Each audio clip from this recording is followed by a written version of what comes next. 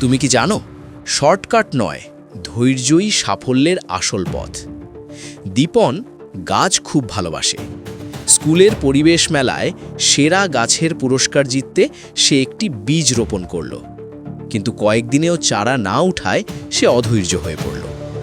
হঠাৎ সে পেল এক জাদুকরী তরল, যা গাছকে দ্রুত বড় করে। রাতে পুরো বোতল ঢেলে দিল টবে। পরদিন সকালে গাছটা সত্যিই বিশাল, কিন্তু ভেতরে ভেতরে পচে যাচ্ছিল। পাতায় গন্ধ, কাণ্ড ফাঁপা। মেলার দিন সকালে গাছটা পুরোপুরি মরে গেল, আর তার বন্ধু চয়ন, যে ধৈর্য আর পরিশ্রম করেছিল, সেই জিতল প্রথম পুরস্কার। বাড়ি ফিরে দীপন আবার নতুন একটি বীজ নিল। এবার সে কোনো শর্টকাট খুঁজবে না।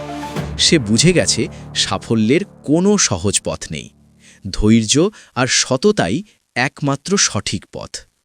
যদি গল্পটা থেকে কিছু শিখে থাকো, লাইক দাও, সাবস্ক্রাইব করো, আর মনে রেখো, ধীরে এগোলেই দূরে যাওয়া যায়।